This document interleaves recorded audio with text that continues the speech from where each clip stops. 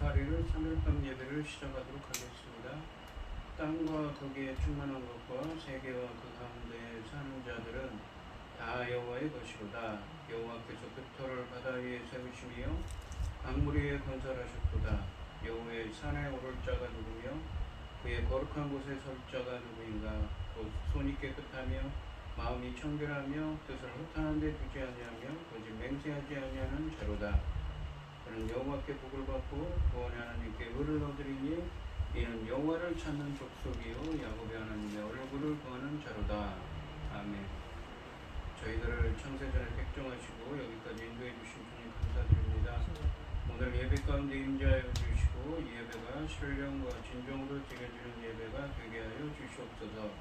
이 모든 말씀 거룩하신 예수님의 이름으로 기도드리옵나이다. 아멘. 사도신경 하시겠습니다. 전능하사 천지를 만드신 하나님 아버지를 내가 믿사오며 그 외아들 우리 주 예수 그리스도를 믿사오니 이런 성령으로 잉태하사 동정녀 마리아에게 나시고 본디오 빌라도에게 고난을 받으사 십자가에 못 박혀 죽으시고 장사한 지 사흘 만에 죽은 자 가운데서 다시 살아나시며 하늘에 오르사 전능하신 하나님 우편에 앉아 계시다가 저리로서 산자와 죽은 자를 심판하러 오시리라. 성령을 믿사오며 거룩한 후회와 성도가 서로 교통하는 것과 죄를 사하여 주시는 것과 몸이 다시 사는 것과 영원히 사는 것을 믿사옵나이다. 아멘. 찬송가 321장입니다. 날 계속하신 예수께 내 생명 모두 드리니 늘 진실하게 하소서. 내 구주 예수여 나 꾸준히 살리라. 내 기쁨 한량없으리. 내 갈 길 인도하소서. 내 구주 예수여 날 구원하신 예수를 일평생 의지하오니 날 영접하여 주소서.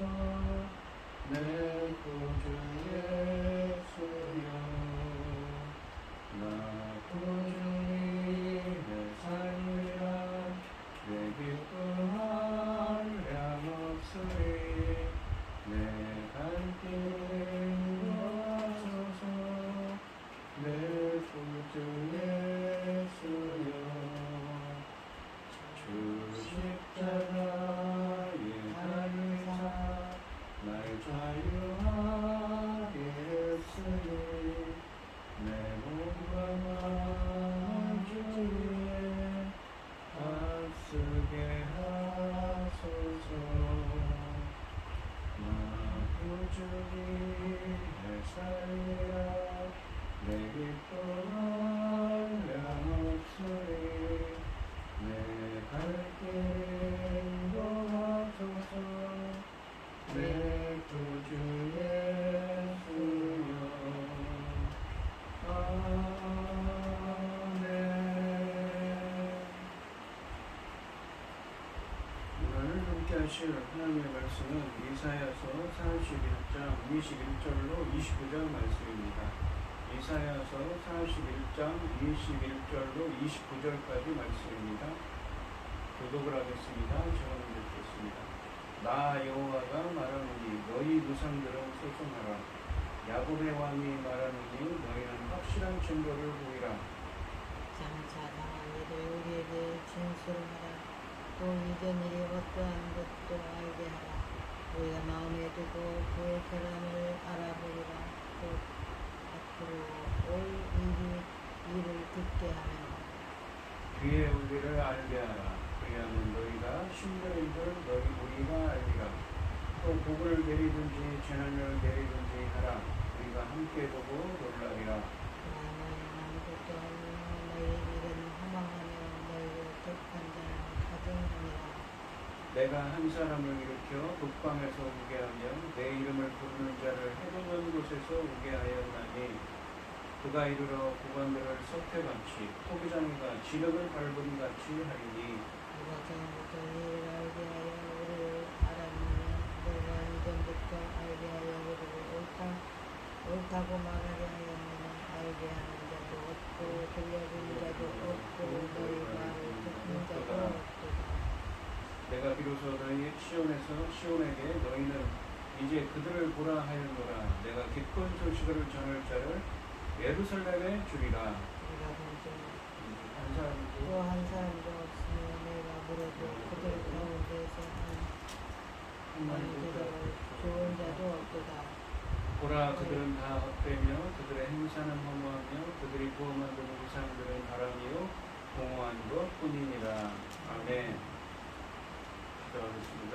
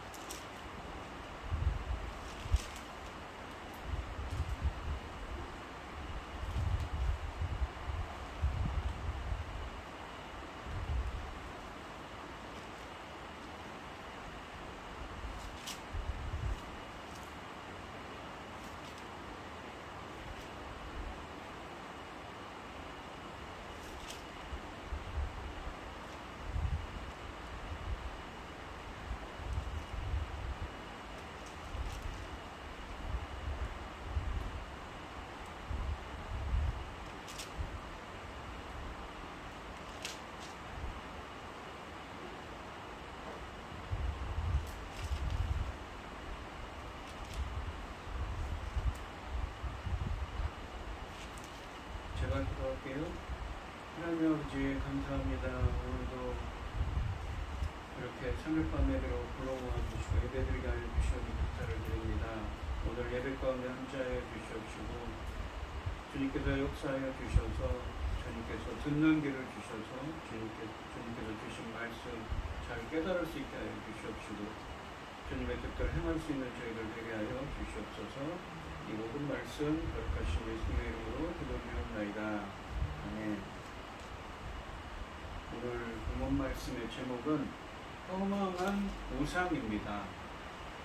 이 이사야서는 66권으로 되어 있습니다. 66장까지 있습니다. 그러니까 성경이 66권인 것처럼 이사야서도 66장까지 있습니다. 그런데 1장부터 39장까지는 이 주전 약 740년경부터 700년경에 있었던 이스라엘 백성들의 이야기를 담고 있습니다.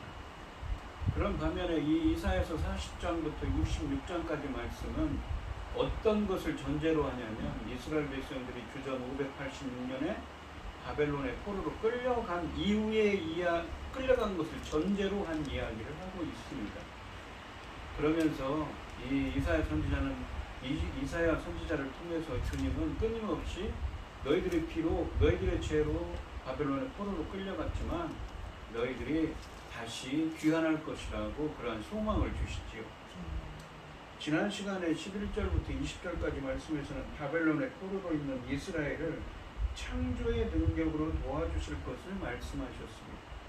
오늘 본문 말씀인 41장 21절로 29절까지 말씀에서는 하나님과 우상을 대조하여 우상은 계획을 가지고 있지 않기 때문에 이전 일과 미래 일을 알지 못하여 헛된 것임을 밝히고 계십니다.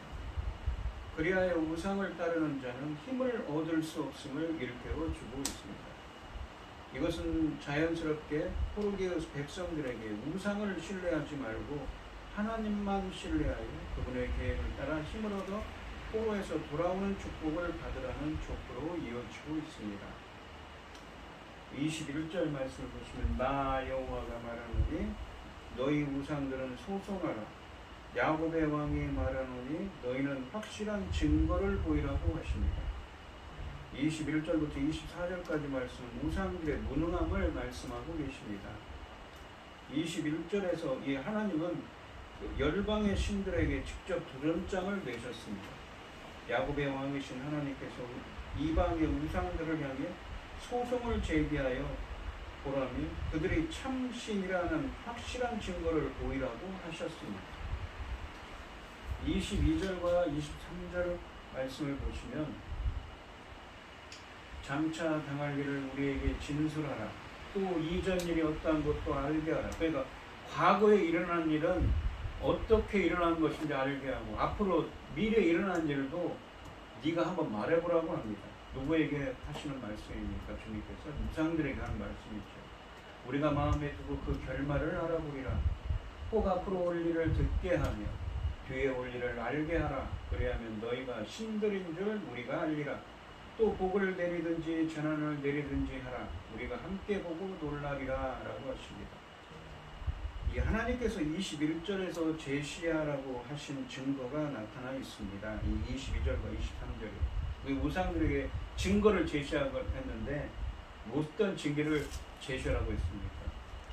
과거에 일어나는 것은 무엇인지 밝히라고 하고 미래에 올 일, 앞으로 미래의 일을 예언하라고 하죠.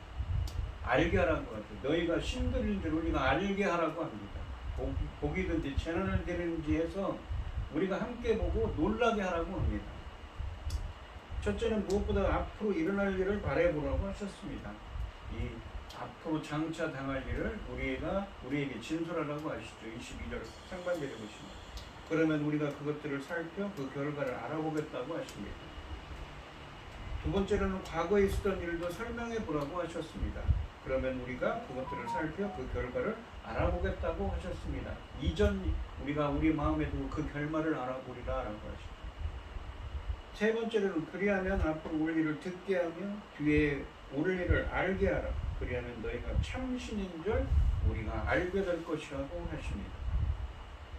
이 41장 4절에 보시면 하나님은 처음이요 나중이시기 때문에 이전 일과 장래 일을 알고 계신다는 것과 대조되는 부분입니다. 너희들은 절대 모른다고 하시는 거죠.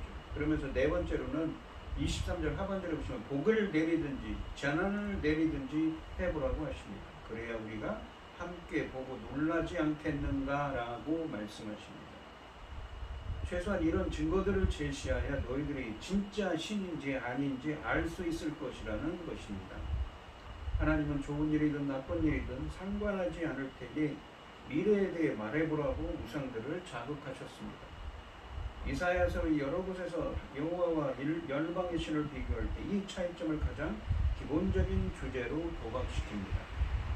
이스라엘의 하나님 여호와는 세상의 시작부터 끝까지를 모두 헤아리시기 때문에 미래를 예언하는 것은 그분에게 아무것도 아니었습니다. 우상이 이전 일과 장래 일을 알지 못한다는 것은 우상에게는 계획이 없다는 뜻입니다. 하나님은 자신의 계획을 위해 사람들에게 힘을 주시지만 우상은 계획이 없기 때문에 자신을 따르는 사람들에게 힘을 주지 못한다는 의도 내포하고 있습니다. 그러기에 우상은 복을 내리거나 재앙을 내리거나 할 수 없습니다. 24절 말씀해 보시면 보라 너희는 아무것도 아니며 너희 일은 허망하며 너희를 택한 자는 가증하니라 라고 하시고 너희들은 아무것도 아니고 너희들이 하는 것은 다 허망하고 헛되고 너희를 택한 자 그러니까 우상을 섬기는 이방인들이죠. 가증하다고 말씀하십니다. 하나님의 도전에 아랑곳하지 않고 법정은 찬물을 끼얹은 듯 고요하기만 합니다. 그러므로 하나님은 열방의 신들에게 그들의 가치에 대해 선언하십니다. 우상은 아무것도 아니며 우상이 하는 일도 헛것이니 너희를 택한 자 그러니까 너희를 섬겨 예배하는 너희를 섬기는 이방인들도 다 가증한 자들 곧 혐오스러운 자들이라고 하십니다. 40장 17절 말씀에서 이스라엘이 두려워하던 열방이 아무것도 아니다라고 선언한 적이 있습니다. 하나님은 그들의 신도 아무것도 아니라고 선포하십니다. 그러므로 이스라엘은 더욱이 열방을 두려워할 이유가 없습니다. 지난 일을 올바르게 해석하고 앞으로 있을 일을 정확히 예고하시는 역사의 주인이시며 자연을 통해 복과 재난을 내리시는 심판자, 창조주이십니다. 그 반면에 주님은 우상은 사람이 만든 허상에 불과하기에 아무것도 알 수가 없습니다. 생명이 없으니 생기를 불어 넣어주지도 못하고 존재 자체가 거짓이니 바른 것을 가르쳐주지도 못하며 무력하니 삶을 지탱해 주지도 못합니다. 미래를 보이고 운명을 결정해 줄 것처럼 등장해서 우리의 관심을 훔치는 것은 무엇입니까? 인생을 벌 만큼 매혹적으로 보이는 것들을 주의하는 것이지요. 실상은 인생을 도둑질하는 우상일지도 모릅니다. 우리가 섬기고 의지할 분은 하나님 한 분뿐이고 우리가 진리로 여길 것도 하나님의 말씀뿐입니다.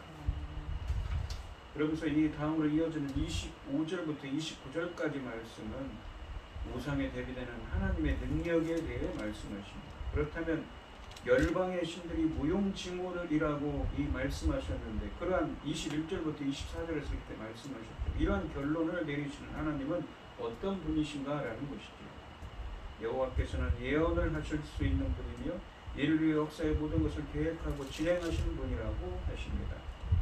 25절 말씀해 보시면 내가 한 사람을 일으켜, 한 사람이 누군가예요? 이제 바벨론의 포로로 끌려간 백성들에게 고레스 왕, 페르시아의 고레스 왕을 일으키겠다고 하시죠.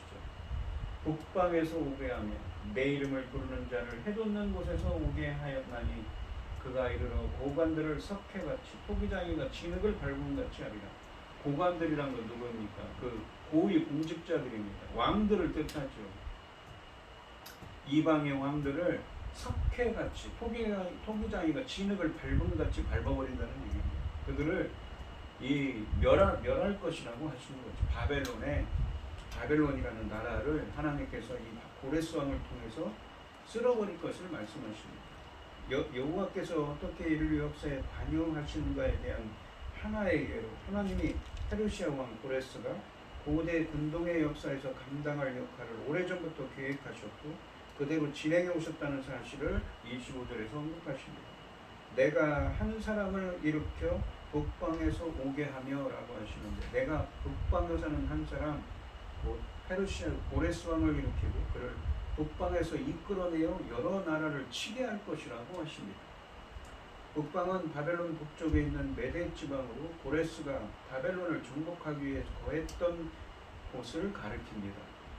내 이름을 부르는 자를 해돋는 곳에서 오게 하였나니 그가 이르러 고관들을 석회같이 토기장이가 진흙을 밟음같이 하리니 라고 하십니다.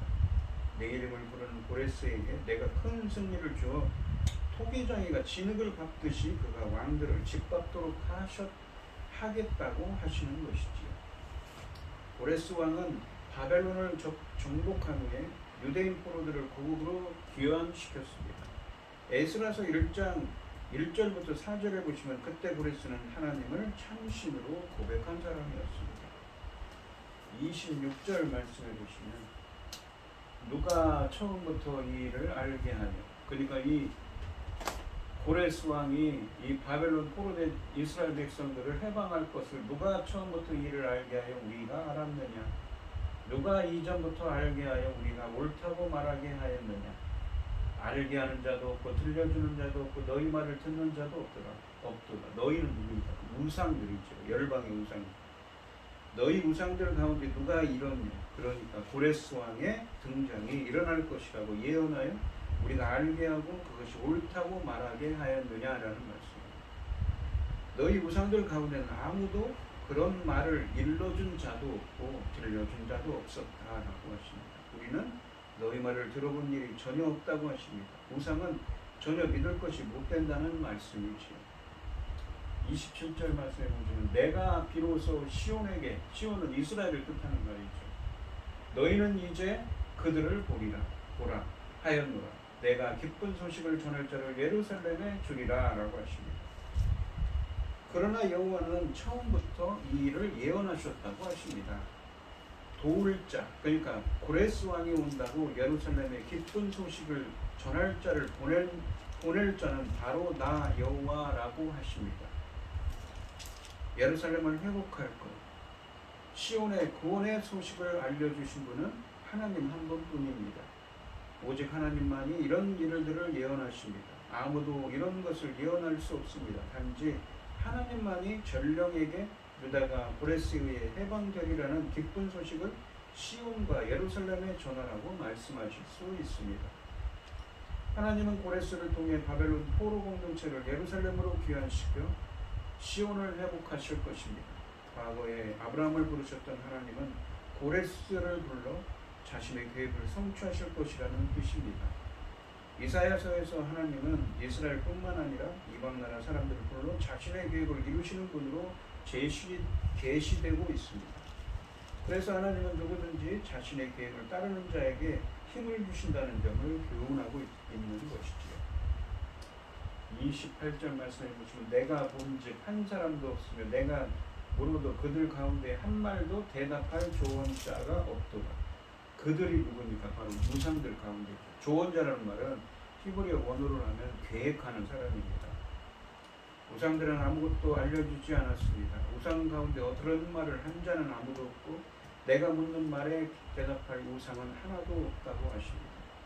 하반절에 보시면 우상 중에는 한 말도 대답할 조언자가 없다고 하십니다. 여기서 조언자로 번역한 히브리어는 계획하는 사람을 의미합니다. 우상 중에는 계획하는 자가 없어 과거와 미래의 일을 미리 계획하고 실행에 옮기지 못한다는 사실을 부각시키고 있습니다.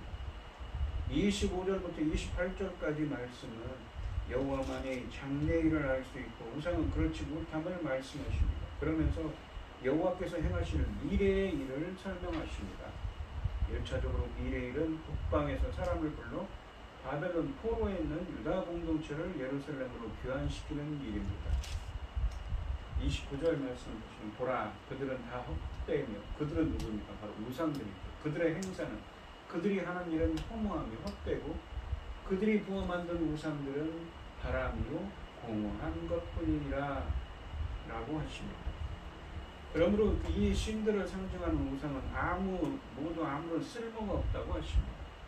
보라 모든 우상은 쓸모가 없고 그것들은 아무것도 할 수 없다는 것입니다. 부어 만든 우상은 바람이요 헛것일 뿐이라고 하십니다. 우상은 계획을 세우지 못하며 자신을 따르는 자에게 힘을 주지 못하기에 우상은 헛된 것임을 다시 일깨워주고 계십니다. 우상을 신뢰하지 말고 여호와 하나님을 믿으라는 것이지요. 본문 말씀의 의미는 명확합니다. 열방의 신들이 우상을 통해 상징되기 때문에 거짓이라는 것이 아니라 이 아무리 아름답고 유능해 보이는 우상이라도 그 우상이 상징하는 신들이 아무것도 아니기에 거짓이라는 것입니다. 오직 하나님만이 진정한 신이시며 그 누구도 여호와와 견줄 수는 없다는 것이지요. 또한 자기 백성의 마음을 우상에게 빼앗기지 않기 위해 또 우상에게 빼앗긴 자기 백성의 마음을 되찾기 위해 애쓰고 계십니다. 사실 우상은 하나님의 라이벌이 아닙니다. 우상은 아무것도 아니기에 시간이 지나면 사라질 것들입니다. 그러나 하나님은 어리석은 우리가 헛되고 험한 우상에게 현혹되는 것을 두고 보실 수 없어서 우상의 허망함을 폭로하고 계십니다. 사랑하는 이를 불안당에게 빼앗기지 않으려는 절실함, 그것이 우상을 고발하시는 하나님의 마음이자 나를 향하신 하나님의 사랑입니다. 하나님의 과거를 온전히 이해하시고 미래를 정확히 예측하실 수 있는 것은 누군가가 하나님께 조언했기 때문이 아닙니다. 하나님이 직접 모든 역사를 계획하시고 시행하셨기 때문입니다. 고레스 왕이 세계의 중복자로 부상한 일 역시 그 누구도 예측하지 못했지만 하나님이 계획하시고 시행하시자 그대로 이루어진 일입니다. 하나님이 예루살렘에 전하신 기쁜 소식, 회복의 소식은 유다 백성이 바벨론의 포로로 있던 당시 상황에선 기대할 수 없는 망상 같았지만 결국 역사가 됩니다. 지금 현실을 보면 하나님이 전해주신 복음, 곧 하나님 나라의 소식은 성취가 요런 것처럼 느껴집니다. 그렇지만 하나님은 결코 소식으로 끝나게 내버려 두시지 않을 것입니다. 하나님은 이를 계획하시고 행하시며 반대로 성취하시는 분이시기에 예언의 말씀은 역사로 이루어질 것입니다. 이렇듯 믿음의 삶은 이 역사적인 축복과 승리에 좌우되는 것이 아니라 역사의 주관자이신 하나님의 섭리의 뜻에 복종하며 사는 삶입니다. 성도가 낙심하여 우상을 섬기는 것은 과거와 현재 그리고 미래를 주관하시는 하나님을 제대로 알지 못하기 때문입니다. 그러므로 기분에 좌우되지 않고 하나님의 섭리에 무조건 복순종하는 자가 되어야 합니다. 사실 성도는 낙심할 필요가 없습니다. 하나님은 광야에서 세계를 여시며 세계를 이루시는 분이십니다. 따라서 우리가 처한 상황이 광야처럼 사면초가와 같을지라도 마치 바벨론의 포로로 끌려가서 고난을 겪고 환난을 겪고 있는 이스라엘 백성들과 같을지라도 하나님은 우리가 생각할 수 없는 길을 열어주시는 분이십니다. 오늘 이 시간 성도님들도 헛된 것에 마음을 빼앗기지 않고 계획하신 일을 행하시며 만들어 성취하시는 하나님의 섭리에 온전히 순종하시는 성도님들이 되시기를 주님의 이름으로 축원드립니다. 우상은 헛되다고 말씀하십니다. 그들이 계획하는 것도, 그들은 이전의 일도, 그리고 앞으로 일어날 일도 아무것도 알지 못하며 예언할 수도 없습니다. 하지만 천지만물을 지으시고 살아서 역사하시는 하나님은 오직 주님께서만 그 일을 할 수 있는 것이지요. 어떠한 역경과 고난 가운데 있더라도 저희들이 항상 헛된 것에 마음을 빼앗기지 않고 계획하신 일을 행하시며 만들어 성취하시는 하나님의 섭리에 온전히 순종하며 믿음으로 나아갈 수 있는 저희들이 되게 하여 주시옵소서. 이 모든 말씀 거룩하신 예수의 이름으로 기도드리옵나이다. 아멘. 찬송가 322장을 하시고 축도하심으로 오늘 예배를 마치겠습니다. 세상의 헛된 신을 버리고 하나님 이름 높여 기르세 온 천하 백성 모두 나와서 다 같이 하나님만 섬기세 세상의 헛된 우상 버리고 인간의 모든 부귀 영화와 거짓과 불의 모두 버리고 온전히 하나님만 섬기세 주님의 백성 서로 헤아려 시기와 매우 아주 버리고 하나님만을 홀로 섬기는 천국을 어서 이뤄주소서.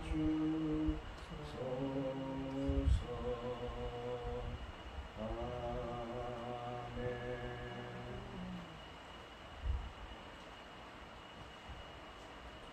이제는 주 예수 그리스도의 은혜와 아버지 하나님의 극진하신 사랑과 성령의 교통하심이 성도들 머리머리 위에 이제로부터 영원히 함께 있을지어다. 아멘.